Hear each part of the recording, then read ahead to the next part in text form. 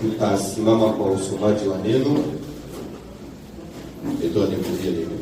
Simama mpendo. Nous sommes dans le livre de Luc, Katika kitabu cha Luka, Luc chapitre 7, Luka sura 7, le verset 14. mstari wa 14. Nous lisons au nom de Jésus. Tunasoma kwa jina la Yesu. Il s'approcha et toucha le cercueil. Akakaribia akagusa jeneza, Ceux qui le portaient s'arrêtèrent. wale walikuwa naipeleka wakasimama. Il dit, Akasema, jeune homme, kijana, je te le dis, nakwambia lève-toi. inuka. Parole du Seigneur. Neno la Bwana. Nous allons dans le livre d'Exode, Tunaenda katika kitabu cha Kutoka, Exode chapitre 4. Kutoka sura 4. Nous allons lire le verset 1er. Nasoma mstari wa kwanza. On est ensemble. Tuko pamoja. Voilà. Moïse répondit Musa akajibu et dit, akasema, voici, ils ne me croiront point. lakini tazama hawataniamini, Ils n'écouteront point ma voix, wala hawatasikia sauti yangu, mais ils me diront, maana watasema, l'Éternel n'était point à Paris. Bwana hakukutokea. Tu vas aller au verset 6. Tenda kwa mstari wa 6. L'Éternel lui dit encore, Bwana akamwambia tena, mets ta main dans ton sein. tia mkono wako kifuani mwako. Il mit sa main dans son sein. Akatia mkono kifuani mwake, Puis il le retira. na tena akaitoa. Et voici sa main était couverte de lèpre blanche comme la neige. Na tazama mkono wake ulikuwa na ukoma mweupe kama theluji. L'Éternel dit, Bwana akasema, remets ta main dans ton sein. weka mkono wako kifuani mwako. Il remit sa main dans son sein. Akaweka mkono kifuani mwake, Puis il remit la main dans son sein. Puis il la retira de son sein. tena akautosha katika kifua chake. Et voici, elle était devenue comme sa chair. Na tazama akakuwa sawa na mwili wake. Tu peux aller au verset 8. Nizenda kwa mstari wa 8. S'il ne te croit pas, dit l'Éternel, Basi kama hawakusadiki et n'écoute pas la voix du premier signe, na hawasikie sauti yako kwa ishara ya kwanza, ils croiront à la voix du dernier signe. watasikia sauti ya ishara ya pili. Tu peux acclamer pour la parole. Unaweza kushangilia kwa ajili ya neno. Et tu peux t'asseoir. Neno unaweza kukala. Nous disons que le Seigneur bénisse ta présence. Tunasema Bwana bariki uwepo wako. Sois béni au nom de Jésus. Barikiwe kwa jina la Yesu. Que Dieu te bénisse. Mungu akubariki. Que Dieu te bénisse. Mungu Tu akubariki. dois être dans la joie dans la maison du Unatakiwa Seigneur. kuwa katika furaha ndani ya nyumba ya Bwana. Est-ce que tu es dans la joie? Uko katika furaha. Tu es dans la joie, bien-aimé? Uko katika furaha. Acclame encore très fort pour Jésus. Shangilia tena juu ya Yesu. Les acclamations, c'est pour Jésus. Na kushangilia ni kwa ajili ya Ce Yesu. n'est pas pour un homme. Haiko juu ya mtu. C'est pour le Seigneur des Juu Seigneurs. ya Bwana wa Bwana. C'est pour le roi des rois. Juu ya mfalme wa falme. Amen. Amen. Vous savez, bien-aimé, Unajua wapendwa, David est en train de dire, Daudi anasema dans Psaume chapitre 34, Zaburi 34, le verset 2, mstari wa pili, il dit ceci, anasema je bénirai toujours l'Éternel. nitambariki kila leo wa milele, Sa louange sera toujours dans ma bouche. sifa zake zitakuwa juu ya kinywa changu. Que Dieu te bénisse. Amen. Je bénirai l'Éternel en tout temps. Nitambariki Bwana kwa wakati wote, Sa louange sera toujours dans ma bouche. sifa zake zitakuwa juu ya kinywa changu. Que Dieu te bénisse. Mungu akubariki. David dit ceci, Daudi anasema, moi David, mimi Daudi je bénirai l'Éternel à tout temps. nitambariki Bwana kwa wakati wote. Que Dieu te bénisse. Mungu akubariki. Sa louange ne sortira jamais de ma bouche. Sifa zake hazitatoka kinywani mwangu. Remarquez bien aimé, Tazama wapendwa, la Bible dit ceci, Biblia inasema dans Ecclésiaste chapitre 3 verset 4, Mhubiri 3:4 il est dit ceci, imeandikwa, il y a un temps pour toutes choses. kuna wakati kwa kila kitu. Parmi les temps, Kwa hiyo il wakati y a le temps de plaire kuna wakati wa kulia, et il y a le temps de rire. kuna wakati wa kucheka. Et là, David dit ceci, Daudi anasema, je bénirai l'Éternel à tout temps. nitambariki Bwana kwa wakati wote. Que Dieu te bénisse. Mungu akubariki. Comme David, Sawa Daudi, apprends aussi à bénir l'Éternel à tout temps. na umbariki Bwana kwa wakati wote. Ne bénis pas seulement l'Éternel quand il te fait rire. Bariki wakati anakuchekesha tu. Bénis-les aussi quand il te fait pleurer. Bariki wakati anakulilisha Que pia. Dieu te bénisse. Mungu akubariki. Que Dieu te bénisse. Mungu akubariki. David dit ceci. Daudi anasema Sa louange sifa zake sera toujours dans sa bouche. itakuwa juu ya kinywa chake En tout temps. kwa wakati wote. Que Dieu te bénisse. Mungu akubariki. Vous savez bien aimé. Unajua wapendwa, Nous nous enseignons ceci. sisi tunafundisha Que hivi le Seigneur, ya kwamba Bwana c'est celui qui te trouve dans la poussière yeye anakukuta katika et mavumbi, te fait asseoir parmi les grands. anakuikalisha pamoja na wakubwa. Que Dieu te bénisse. Mungu akubariki. Quelle que soit ta situation, Haijalishi hali yako, quelle que soit ta famille, haijalishi jamaa yako, quel que soit le niveau de tes études, haijalishi masomo uliyo nayo, quel que soit que tu n'es pas de Bukavu, haijalishi hauko hii mji wa Bukavu, que Dieu te bénisse. Mungu akubariki. Il peut te prendre de la poussière Anaweza kutosha katika majivu et te faire asseoir parmi les grands. na kuikalisha pamoja na Que Dieu te wakubwa. bénisse. Quand il fera cela, Wakati anafanya tu ile, le loueras comme David. utamtukuza sawa Daudi. Que Dieu te bénisse. Mungu akubariki. Aswaka moto na se, Anatoshaka mtu chini, atombolie likolo. anamuinua juu. Que Dieu te bénisse. Mungu akubariki. Nous chantons aussi. Tunaimba pia, Aswaka moto likolo, anatoshaka mtu juu, atie pe na se. anamuweka pia chini. Amen. Que Dieu te bénisse. Mungu akubariki. Tangu abokokisa cette portion de l'écriture, Wakati atatimiza hii sehemu ya andiko, tu le loueras encore. ukutukuze tena. Que Dieu te bénisse. Mungu akubariki. Même si tu n'as pas payé le loyer, Hata kama hawajalipia nyumba yako, loue le Seigneur. umtukuze Bwana. Que Dieu te bénisse. Mungu akubariki. Même si tu as des soucis, Hata kama una susi, David dit ceci. Daudi anasema Je louerai l'Éternel à tout temps. nitamtukuza Bwana wakati wote. Que Dieu te bénisse. Mungu akubariki. Même si on n'a pas proclamé les enfants, Hata kama hawakuitia watoto, parce que tu n'as pas payé les frais, kwa sababu hawajawalipia, loue le Seigneur. mtukuze Bwana. Que Dieu te bénisse. Mungu Que akubariki. Dieu te bénisse. Mungu Tu akubariki. sais pourquoi Unajua sababu gani David loue? Daudi anatukuza? C'est parce qu'il sait Kwa sababu que anajua le frère Jérémie lui a dit ceci. Yeremia alimwambia, Dans Jérémie chapitre 3, Yeremia sura 3 le verset 22 à 23, 22-25. Jérémie dit ceci. Yeremia anasema Les bontés de l'Éternel wema wa Bwana ne sont pas épuisées. haishi. Que Dieu te bénisse. Mungu akubariki. Sa compassion Rehema elle zake n'est pas à son terme. hayafika mwisho. Il dit ceci. Anasema Il les renouvelle anaamsha kila chaque matin. kila asubuhi. Que Dieu te bénisse. Mungu akubariki. C'est-à-dire, bien-aimé, Ina maana mpendwa, même si tu es malade, hata kama uko mgonjwa, sache que ujue kwamba les bontés de l'Éternel wema wa Bwana ne sont pas encore épuisées. hayaisha. Sa capacité de guérir les malades Hali yake ya kuponya wagonjwa est toujours là. iko tu pale, Il va les renouveler dans ta vie. ataiamsha tena katika maisha yako. Que Dieu te bénisse. Amen. Ne perds jamais espoir. Usipoteze tumaini. Jérémie te dit, Yeremia anasema il les renouvelle. anafanya upya. C'est-à-dire, Ina maana les choses qu'on renouvelle, vitu ambavyo wanafanya ce sont vipya les choses qu'on a perdues ni vile ambavyo ou vimepotea, les choses qui ont perdu leur intensité. ama vile ambavyo vimepoteza nguvu zake. Que Dieu te bénisse. Mungu akubariki. Si Dieu t'a élevé Kama Mungu et que amekuinua maintenant il t'a rabaissé, amekushusha tena, c'est un temps. ni wakati.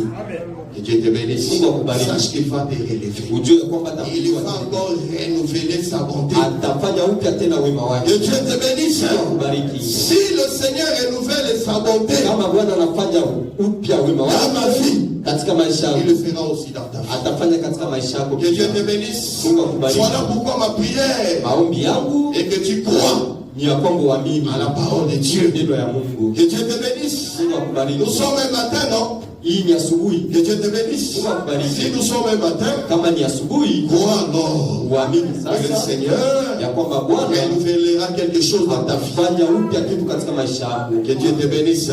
Amen. Si tu as perdu la santé, Kama umepoteza afya, que le Seigneur te renouvelle la santé. Bwana ifanye tena upya. Est-ce que tu crois à cela? Unaamini? Est-ce que tu crois à la parole de Dieu? Unaamini neno la Tout Mungu? ce que tu as perdu, Yote ambayo ulipoteza, que le Seigneur te le renouvelle. Bwana ifanye Que le tena Seigneur te upya. donne la paix.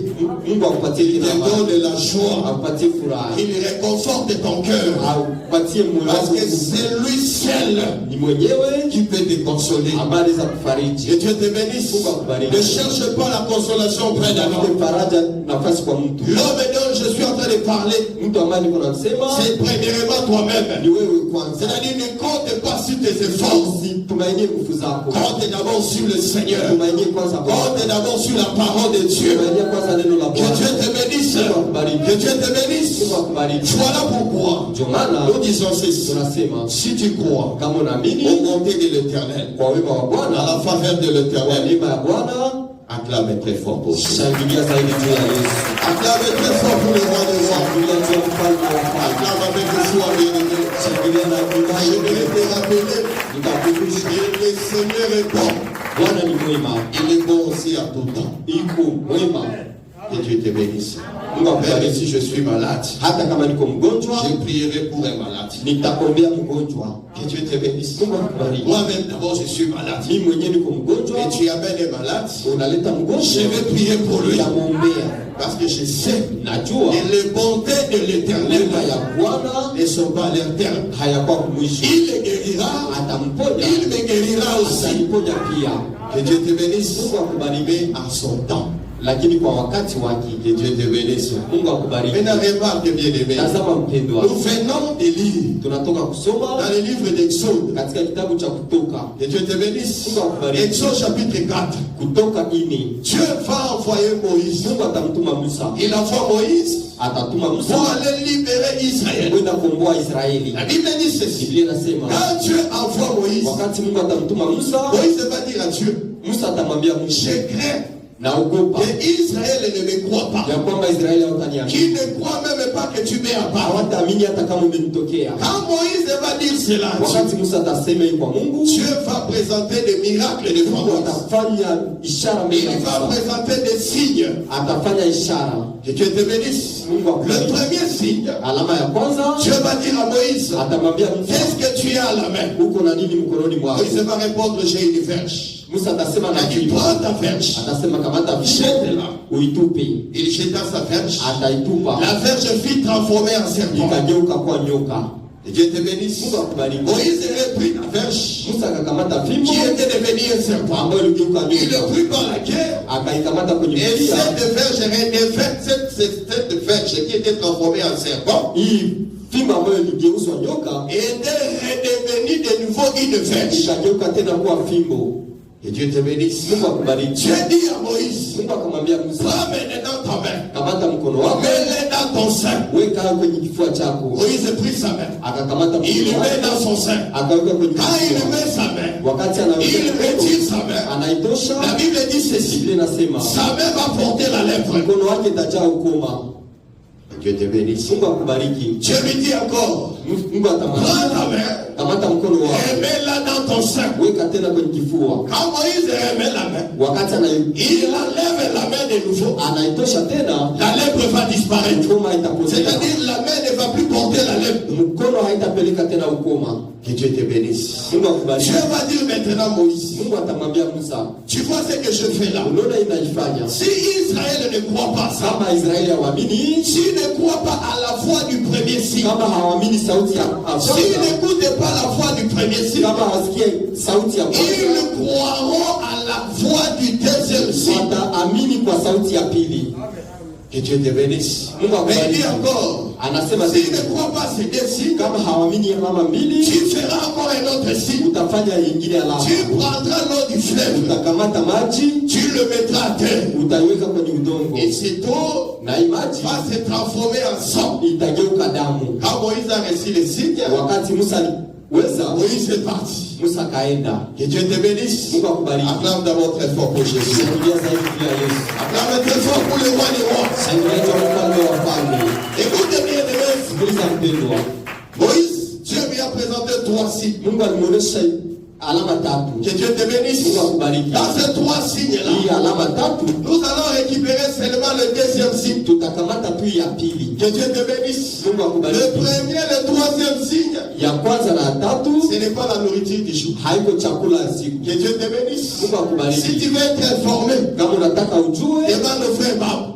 mswali babu. Parce que j'ai prêché ça à Chiri. Nilihubiri huko Que Chiriri. Dieu te bénisse, te rappelle. Unakumbuka? Que Dieu te bénisse. Mungu akubariki. Si Dieu le veut, Kama Mungu on anataka, parlera du premier signe. tutaongea juu ya Ou alama même de tous kwanza ces signes. au hii alama zote. Que Dieu te bénisse. Mais prends d'abord le deuxième signe. Que Dieu te bénisse. Le deuxième signe, qu'est-ce qui s'est passé? Comme je viens de le dire, Dieu va demander à Moïse de retirer sa main de son sein 2 fois. Que Dieu te bénisse. La première fois, quand la main sort de son sein de Moïse, la main va porter la lèpre. Que Dieu te bénisse.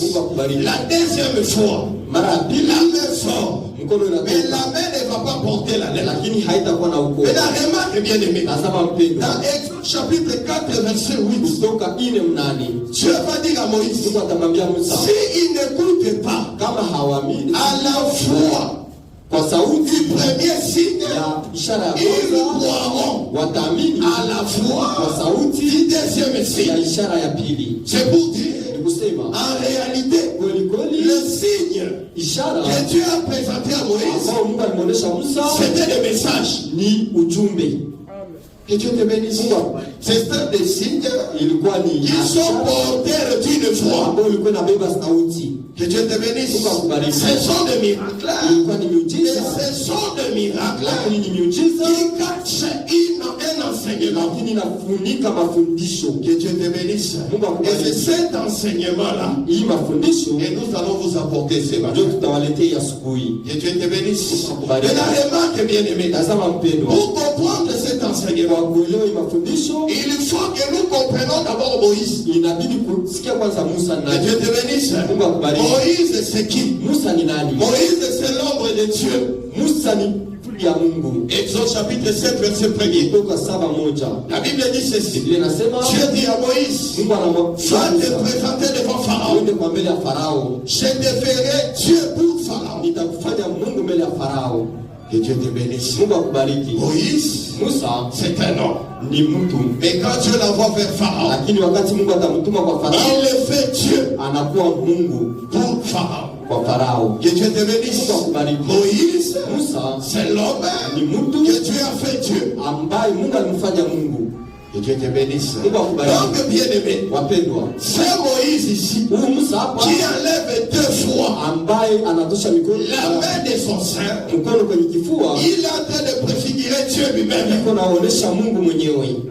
Que Dieu te bénisse. Est-ce qu'on se comprend? On est toujours ensemble. Moïse ici, c'est l'image de Dieu. S'il est l'image de Dieu, c'est que Dieu aussi tirera 2 fois la main de son sein. Quand il tirera pour la première fois, la main qui sort dans le sein de Dieu portera aussi la lèpre.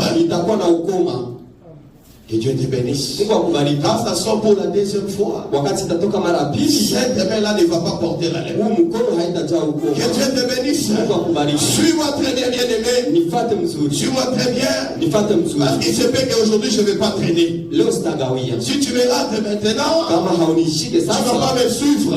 Tu ne vas pas comprendre ce qui va venir. Je dis ceci. Moïse, c'est l'ombre de Dieu. Que Dieu te bénisse. Si Moïse c'est l'ombre de Dieu, c'est que nous devons voir aussi dans Dieu sa main quitter dans son sein. Et quand la main de Dieu quitte, cette main doit porter aussi la lèpre. Elle va quitter pour la première fois. Elle porte la lèpre. Pour la deuxième fois, elle ne portera pas la lèpre. Que Dieu te bénisse. Mais dans la main de Dieu qui est sorti de son sein, c'est quoi? C'est Jésus. Que Dieu te bénisse. Jean chapitre 1er,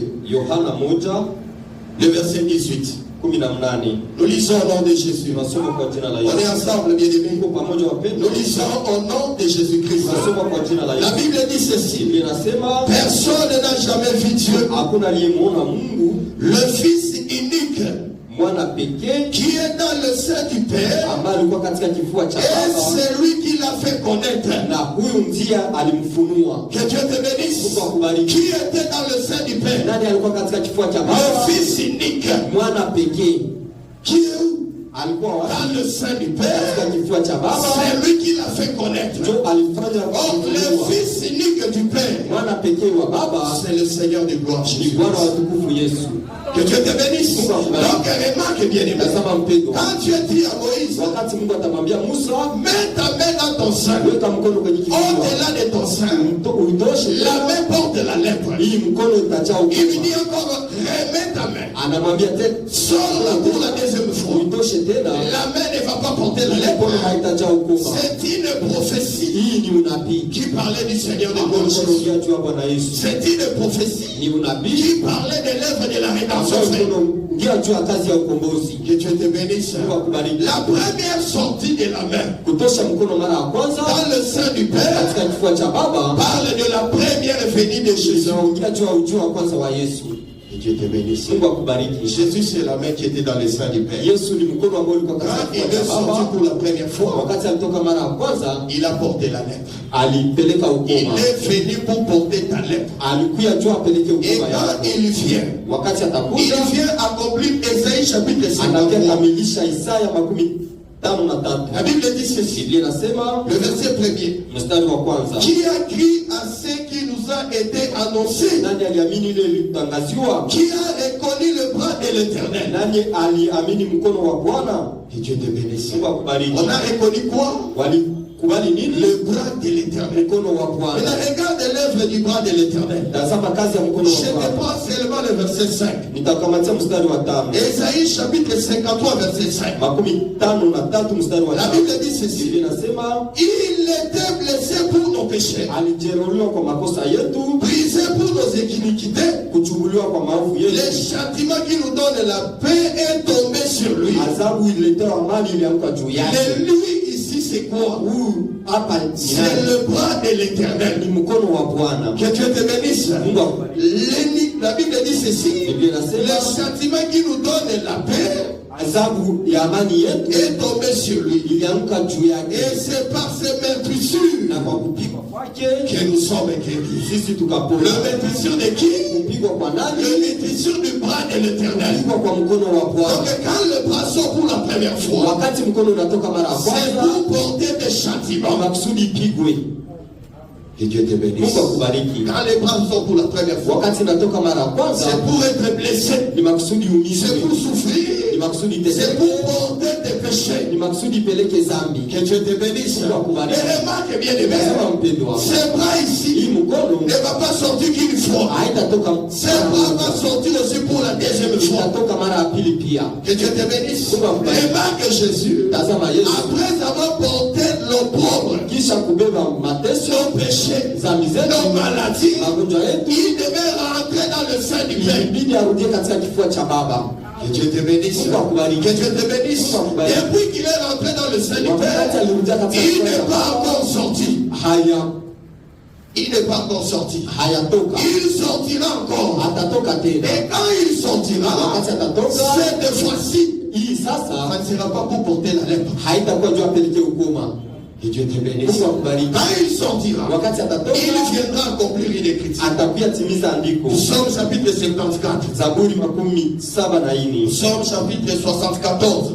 Le verset 10. On est ensemble. On est ensemble. On est ensemble. Acclame très fort pour Jésus. Écoutez bien aimé. La Bible dit ceci. Psaume chapitre 74. Le verset 10 à 11. La Bible dit ceci. Jusqu'à quand, ô Dieu, l'oppresseur outragera-t-il? L'ennemi maîtrisera-t-il sans cesse ton nom? Verset 11. Pourquoi retires-tu ta main? Ta droite et ta droite. Sors-la de ton sein. Détruis. Que Dieu te bénisse. C'est pour te dire, lorsque la main sort pour la deuxième fois, il sortira maintenant pour exercer le le jugement de Dieu. C'est ça la deuxième venue de Jésus. Que Dieu te bénisse. Quand tu es venu pour la première fois, il devait porter ta lèpre. Et quand il reviendra, ça sera maintenant pour détruire. Détruire qui? Détruire l'oppresseur. L'oppresseur c'est qui? L'oppresseur c'est le diable et l'ennemi. Que Dieu te bénisse. Amen. C'est que le Seigneur a fait à la croix. Il a nous a d'abord dépossédé de la main de l'ennemi. Nous étions sous la domination du péché. Que Dieu te bénisse. Le diable est dominé sur nous. Premièrement par le péché. Quand le diable met le péché, il sait aussi que la mort va entrer. Que Dieu te bénisse. Donc quand Dieu ôte le péché, il sait aussi que la mort ne va plus dominer. Que Dieu te bénisse. Maintenant remarque bien aimé, pourquoi on est allé chercher Moïse? Parce que nous sommes en train de te parler du miracle de Naïm. Que Dieu te bénisse. Remarque bien aimé, la Bible dit ceci: un jour Jésus va venir, va entrer dans la vie de Naïm. Et quand il entre dans la vie de Naïm, qu'est-ce qu'il va faire? La Bible dit ceci: il va s'arrêter près de la porte. Souviens-toi bien aimé, on t'avait dit ceci: quand Jésus vient à Naïm, il vient comme le fils unique du Père. Que Dieu te bénisse. Il vient comme le fils unique du Père. Pour faire quoi? Pour donner la vie au fils unique de la mère. Que Dieu te bénisse. La mère c'était qui? La mère c'était la veuve de Naïm. Elle avait perdu son fils. Alors pour que son fils revienne à la vie, il fallait qu'il y ait la présence de notre fils. Le fils qui est sorti dans le sein du Père. Que Dieu te bénisse. Il devait rencontrer le fils qui est sorti dans le sein de la mère. Que Dieu te bénisse. C'est ici que je t'ai dit bien. Je t'avais dit qu'à un certain moment, je vais te présenter la veuve de Naïm autrement. Que Dieu te bénisse. Parce que je t'avais dit ceci, que la veuve de Naïm représente Adam. Que Dieu te bénisse. Le fils qui était mort représente la vie qu'Adam veut prendre quand il a fait péché. Parce que 1 Jean chapitre 5 verset 12, la Bible dit ceci: si tu as le fils, tu as la vie. C'est-à-dire si tu n'as pas le fils, tu n'auras pas la vie. Quand cette femme perd son fils, cela veut dire elle a perdu la vie. C'est-à-dire il y avait la mort. Que Dieu te bénisse. Nous avons présenté cette femme comme Adam. Le fils est mort comme la vie, l'héritage. Maïcha. Que Dieu te bénisse. Amen. Acclamez très fort pour les noms de Jésus. Acclamez très fort pour les noms de Jésus. Que Dieu te bénisse. Maintenant, remarque bien aimé. Je vais balancer un peu la nuée. Parce que remarquez bien. Dans Jean chapitre 10, Jésus est en train de parler sur le troupeau de son pâturage. Quand il lit Jean chapitre 10, le verset 9, Jésus est en train de dire qu'il est la porte. Que Dieu te bénisse. Tu descends au verset 11, il te dit encore qu'il est le bon berger. Que Dieu te bénisse. Il dit que le bon berger, c'est lui qui passe par la porte. Donc il est en même temps le bon berger et il est en même temps la porte par laquelle il passe. Que Dieu te bénisse. Donc il ne faut pas que tu trouves étonnant. Et si je te dis maintenant que le fils qui était mort, qui était dans un cercueil, et c'est lui Adam. Que Dieu te bénisse. Cette manière de parler, ce n'est pas moi qui ai commencé ça. C'est Jésus. Que Dieu te bénisse. Donc comprends bien aimé que le fils unique qui était mort, c'était Adam. Pourquoi? Parce que Adam, c'est lui le fils unique de la mère. Que Dieu te bénisse. Adam, c'est lui le fils unique. La veuve de Naïn, il n'avait qu'un seul fils. Que Dieu te bénisse. Il n'avait pas deux fils. Il n'avait pas trois fils. Un seul fils. Si le fils c'est Adam, c'est-à-dire la veuve de Naïn ici, c'est la terre. Que Dieu te bénisse. Esaïe chapitre 62. Verset 4, verset 2, si je ne me trompe pas. Esaïe chapitre, on n'aura pas le temps de lire l'écriture. Esaïe 62. Verset 4. On a en train de dire ceci. On appellera ta terre épouse. Que Dieu te bénisse. La terre peut typifier une femme. Voilà pourquoi je te dis que la veuve de Naïn, c'est la terre qui a enfoncé un fils unique. Que Dieu te bénisse. Remarquez bien aimé, je vais te dire que toi, tu n'es pas sorti de la terre. Que Dieu te bénisse. Toi, tu n'es pas sorti de la terre. La terre a enfanté qu'un seul fils. Le seul fils, c'est Adam. Et dans toi, tu es sorti d'Adam. Que Dieu te bénisse. Voilà pourquoi dans Genèse chapitre 4, verset 1er, Adam a dit, j'ai formé l'homme. Qui a formé Adam. Maintenant moi, Adam aussi, j'ai formé l'homme avec l'aide de Dieu. Que Dieu te bénisse. Donc tu comprends que la veuve, c'est la terre qui a enfanté un fils. Et ce fils-là était mort. Que Dieu te bénisse. Mais la remarque bien aimée, la Bible dit ceci, ce fils-là a une mère. On le met aussi dans un cercueil.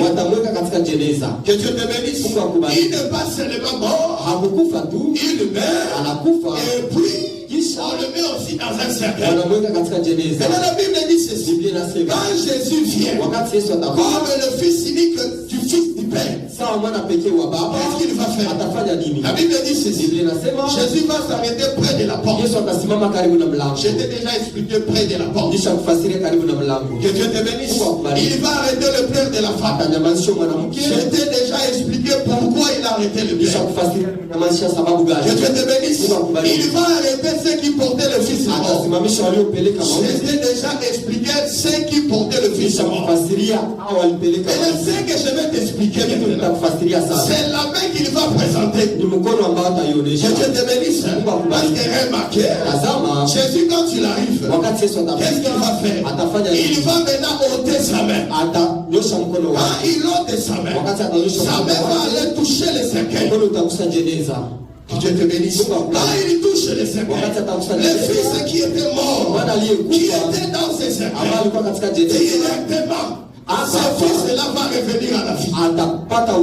Donc pour que la vie soit manifeste, il fallait que le fils unique du Père présente d'abord sa mère. Quand il présente sa mère va aller localiser le cercueil. Quand il localise le cercueil, maintenant Jésus peut dire, jeune homme, lève-toi.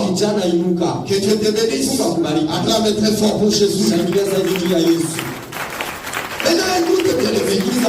Jésus vient comme le fils unique du Père pour ressusciter le fils unique de sa mère. Ici Adam.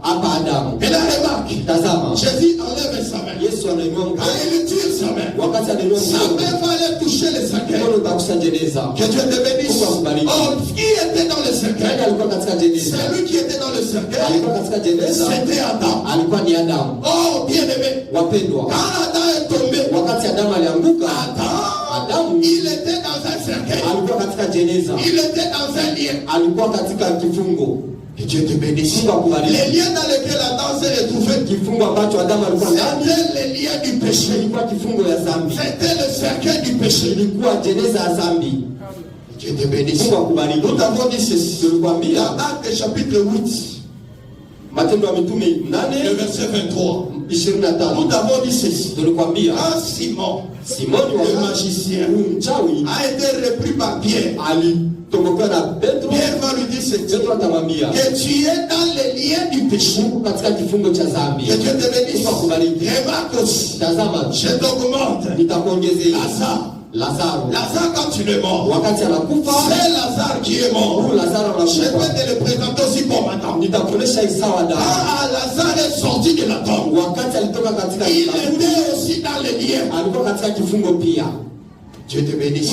Les liens là, que tu vois chez Lazare, que tu vois chez le cercueil, que tu vois chez la fille unique de sa mère, on voit seulement et ça parle du péché. Que Dieu te bénisse. Remarque bien aimé, Romains chapitre 7, le verset 23, Paul est en train de dire ceci, que nous étions captifs de la loi du péché. Que Dieu te bénisse. Adam mort. Quand Adam est, il était retenu dans un cercueil. Le cercueil là, c'était le péché. Maintenant bien aimé, quand Jésus vient, il va cibler d'abord le péché. Que Dieu te bénisse. Parce que quand le péché est ôté, la vie doit être manifestée. Même dans ta vie, si tu ôtes le péché, la vie sera manifestée. La Bible dit ceci, la prière est fervente du juste et d'une grande efficacité. Que Dieu te bénisse. La prière doit être d'abord fervente. Mais au-delà de la ferveur, il faut que cette prière soit faite par un juste. Que Dieu te bénisse. Tu pries, c'est bien. Tu pries, c'est bien. Tu jeûnes, c'est bien. Mais l'essentiel, tu dois être justifié. Voilà pourquoi il cible d'abord les liens. Oh bien-aimé, le fait de Jésus de toucher le cercueil, quand il touche le cercueil, c'est-à-dire c'est un mouvement qui est expliqué Exode chapitre 4. Parce que la main que Jésus va présenter, cette main-là explique seulement Jésus lui-même. Parce que Jésus, il est le bras de l'Éternel. Quand il manifeste le bras qui est manifesté, c'est sa propre main. C'est lui-même. Quand le bras sort pour la première fois, c'est pour porter la lettre. Que Dieu te bénisse. Quand Jésus touche le cercueil, il est en train d'accomplir 2 Corinthiens chapitre 5 verset 21. La Bible dit ceci, lui qui n'a pas connu le péché, et il est devenu péché afin que nous soyons justice de Dieu. Que Dieu te bénisse. Quand est-ce qu'il n'avait pas connu le péché? C'était quand il était encore dans le sein du Père. C'était quand il n'était pas encore arrivé dans le deuil du fils de Naïm. Mais quand il se présente dans le deuil, cela symbolise quoi? Ça montre le fils unique qui était dans le sein du Père est déjà sorti pour porter le péché. Que Dieu te bénisse. Est-ce que tu peux acclamer très fort pour Jésus? Acclamer très fort pour le roi des rois. Il est sorti dans le sein du Père. C'est pour porter tes péchés. Voilà pourquoi, bien-aimé, je suis en train de te dire, comme le Seigneur a dit, et si le Fils de l'homme vous affranchit, vous êtes réellement libre.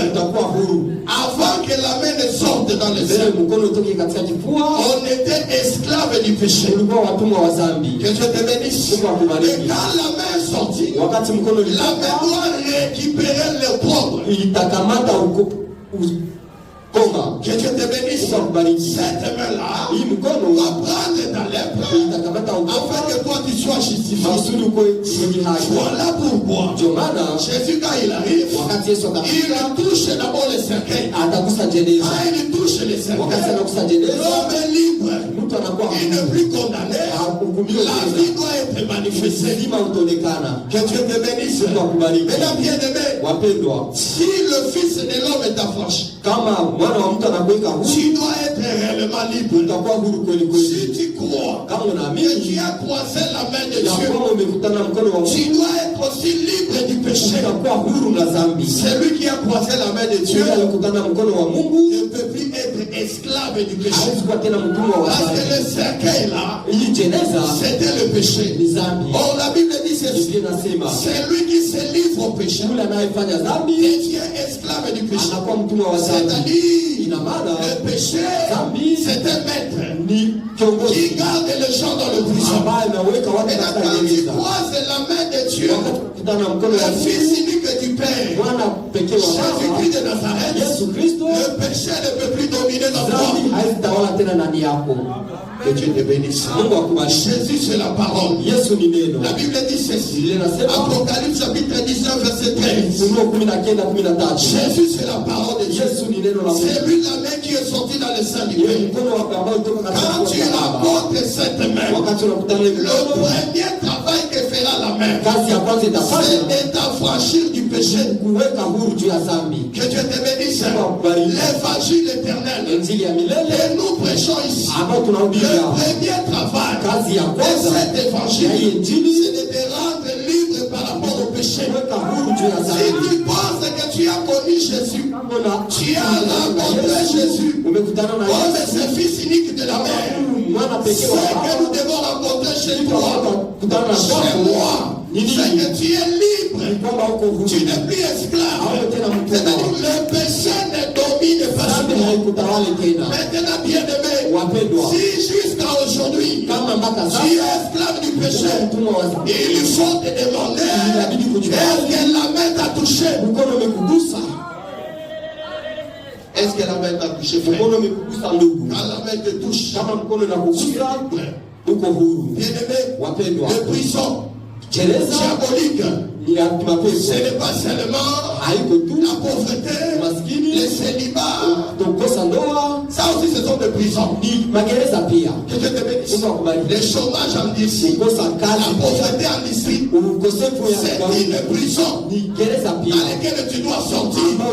Mais je te dis, frère, je t'avais dit, le plus grand lien, c'est le lien du péché. Que Dieu te bénisse. Que Dieu te bénisse. Bien-aimé, quand le péché domine sur toi, Paul est en train de dire, ce que je vais faire, je ne le fais pas. Je vais te lire cette écriture. Romains chapitre 17, 7. Romains chapitre 7, est-ce qu'on est ensemble, bien-aimé? On est ensemble. Est-ce qu'on peut acclamer très fort pour Jésus? Est-ce que quelqu'un a croisé la main de Dieu? Si tu as croisé la main de Dieu, tu es libre, frère. Que Dieu te bénisse. Écoutez, bien-aimé. Romains chapitre 7, verset 18 à 19. Paul a fait dire, ce qui est bon, je le sais, n'habite pas à moi. C'est-à-dire dans ma chair. J'ai la volonté,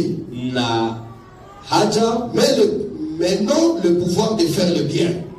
na uwezo wa kufanya mema. Que Dieu te bénisse. Amen. Il y a des gens ici Kuna watu hapa qui ont la volonté ambao wana haja de faire le bien, ya kufanya mema, mais ils n'ont pas le pouvoir de faire le bien. lakini hawana uwezo wa kufanya Ils mema. ont la volonté Wako na haja de laisser l'impudicité, ya kuacha uzinifu, mais ils n'ont pas le pouvoir de laisser l'impudicité. lakini hawana uwezo wa kuiacha. Que Dieu te bénisse.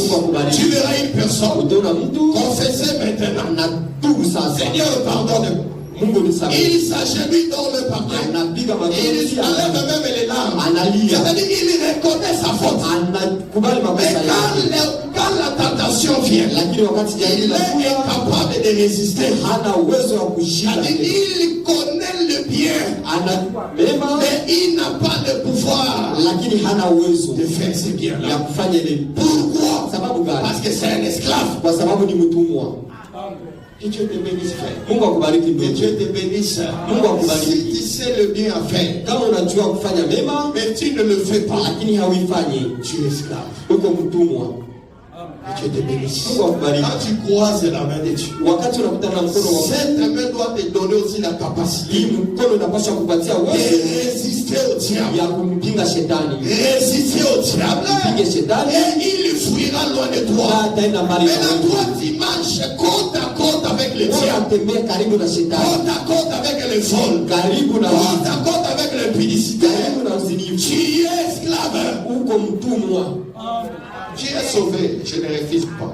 Umeokolewa Et tu es encore na lié. lakini uko na Parce que quand Lazare est sorti, wakati Lazaro il a écouté la voix alisikia et sauti c'est lui qui a dit ya huyo alisema Lazare sort. Lazaro Mais ondoka. quand il est sorti, Wakati alitoka, la Bible dit ceci, Biblia inasema sa tête kichwa chake était bandée, ilikuwa inafungwa, ses mains mikono yake étaient bandées, ilikuwa inafungwa, ses pieds miguu yake étaient bandés. ilikuwa inafungwa. Que Dieu te bénisse. Mungu akubariki. Ce n'est pas la nourriture du jour. Haiko chakula cha siku Viens le mardi. siku ya On va pili. t'expliquer pourquoi la tête, les pieds, les mains. Watakufasiria sababu gani Mais kichwa ce na que je vais te dire, kitu nitakwambia. Lazare a écouté la voix. Lazaro alisikia Il sauti, est venu vers Jésus. alikuja mbele ya Mais Yesu, il était toujours bandé. lakini alikuwa anafungwa.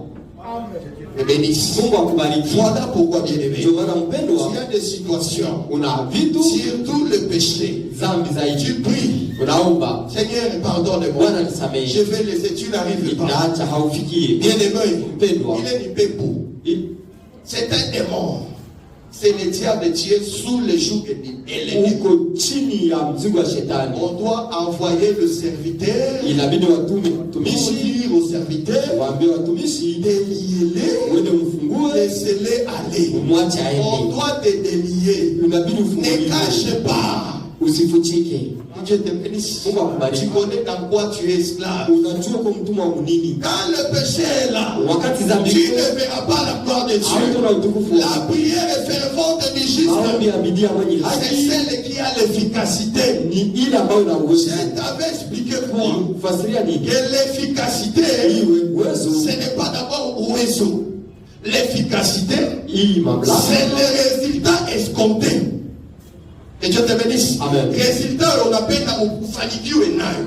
C'est-à-dire, si j'achète ce micro, kama nauza je mikrofoni l'achète pour qu'il puisse m'aider nainunua à m'élever ma foi. inisaidie sauti yangu Que inuke. Dieu te bénisse. Mungu akubariki. Mais si dans ce micro ici, Katika hii il n'y a mikrofoni pas de pile, kama hamuna ça mafuta, reste un micro. inabakia tu Mais mikono, un micro qui ne sera pas efficace. lakini haina kazi. Que Dieu te bénisse. Mungu akubariki. Le micro, c'est quoi? Mikrofoni Je te montre l'exemple du micro comme ta prière. na kuonesha usawa maombi. Mais si dans ta prière, Kama katika il maombi n'y a pas la justice, hakuna haki, biso tobomona yo ozosambela. utaona uko na Elosambo na yo, maombi yako eza makelele, eza abomination. Tozosambela chaque jeudi, unaomba siku ya Eid c'est bien. ni nzuri, Mais lakini augmente la justice. ongeza haki. D'abord la justice, Haki frère. kwanza ndugu, D'abord la justice. haki kwanza. Wende toza awa. Hivi tuko hapa On se ment entre nous. Tout le tunadanganyana, monde vient ici paraître saint. kila mtu anakuja ni Et mtakatifu, la Bible dit ceci. lakini Biblia inasema Examinez-vous vous-même. jichunguzeni Si wenyewe vous êtes dans le Seigneur, kama mko katika Bwana. que Dieu te bénisse. Mungu Tu akubariki. veux voir la gloire de Dieu. Nataka una mkono wa Mungu, Rencontre la main.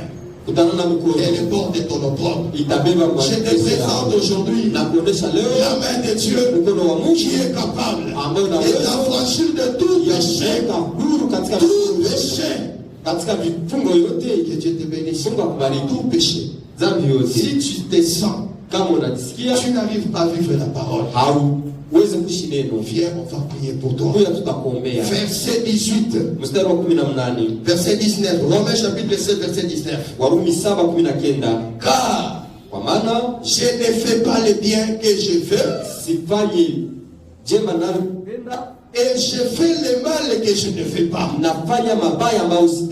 Que Dieu te bénisse. Si tu es dans ce cas, tu es encore captif sous la loi du péché, le Seigneur doit te rendre libre. Mais ce n'est pas normal que tu sois un prédicateur, prêche l'évangile, mais tu es impudique. Chante mais impudique. Wana entendant mais impudique. Quand on va dire déjà interprète mais impudique. Quand on va dire les gens au sala, dans la maison de Dieu, tu dois être un homme libre. Que Dieu te bénisse. Tu ne peux pas venir servir, que ça soit dans la chorale, que ça soit quand seulement tu te mets, même comme le bien-aimé là-bas. Il doit être un homme libre. On ne peut pas élever, même pour essuyer les tables, un captif. Non, c'est un problème même pour l'évangélisation.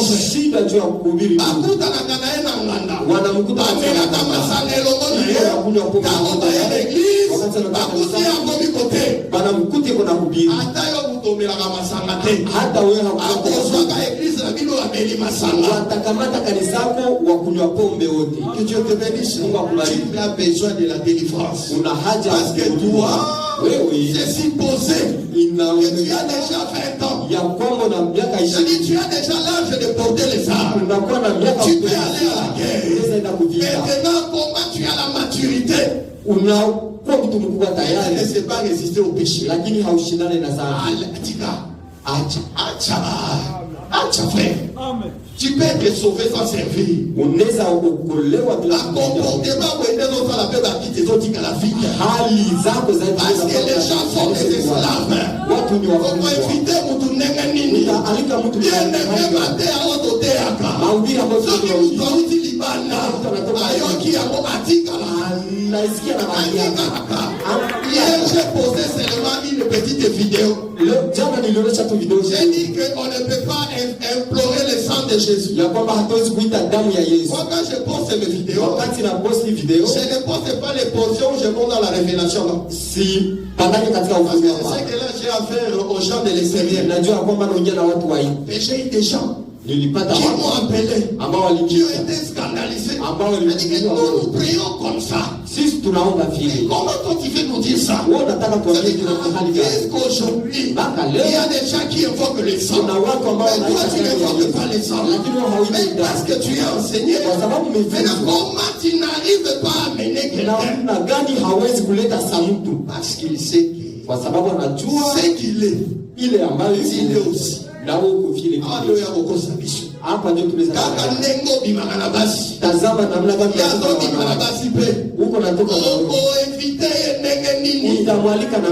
J'aimerais dire à ceux qui vivent l'évangile, invitez les gens. Que Dieu te bénisse. Ça n'honore pas notre évangile d'avoir des chefs de filles de comme ça. Même s'il y a un nouveau venu, son gars va faire ses filles de comme ça.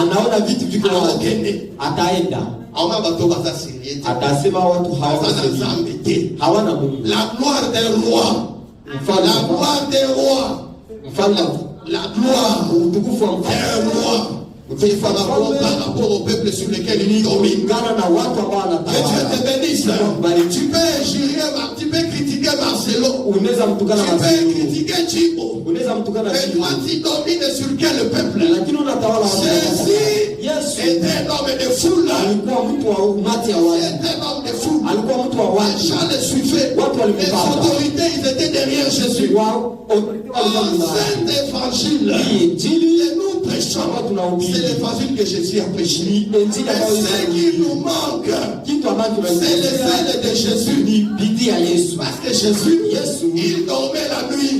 Les matins, il va sillonner toute la nuit de l'église en train d'annoncer la bonne nouvelle. La bonne nouvelle, ce n'est pas seulement pour amener la perfection. La bonne nouvelle, c'est aussi pour aller annoncer ce que je vous ai enseigné.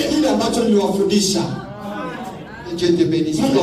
Voilà pourquoi les bien-aimés. Hier, j'ai parlé avec un bien-aimé. On ne nous laisse pas le temps de nous exprimer aussi.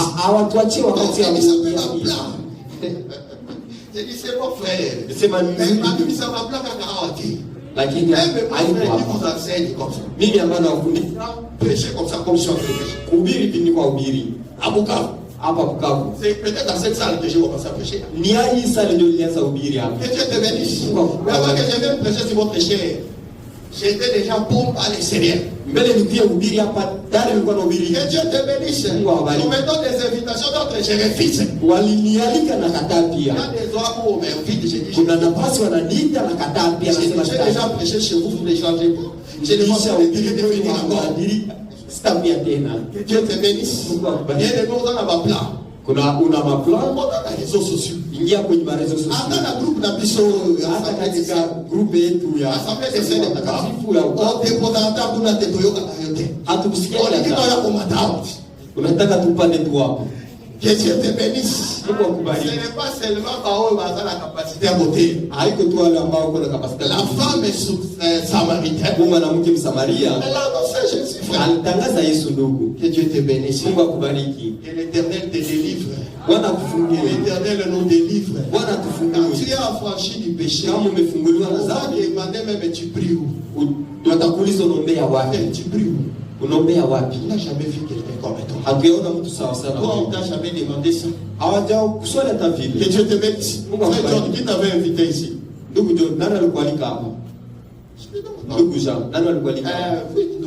Qui t'a invité?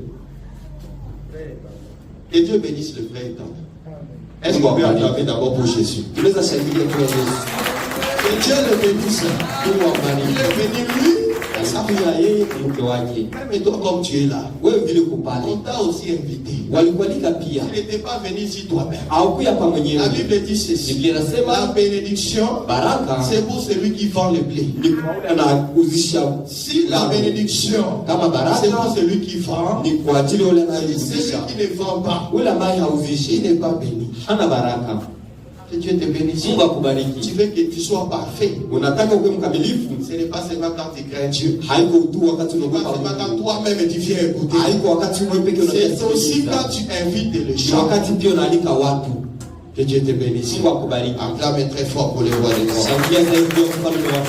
Acclame très fort pour le roi des rois. Acclame avec les piquets les gueules. Acclame très fort. Et le Seigneur te rende libre. Si tu sens que tu es sous le joug d'un péché, n'aie pas honte de voir les hommes de Dieu. Viens voir les hommes de Dieu. Mon pasteur, tel que tu me vois ici, je suis comme ça. Quand on va prier pour toi, quand tu seras libre du péché, tu verras certaines choses vont commencer à aller dans ta vie.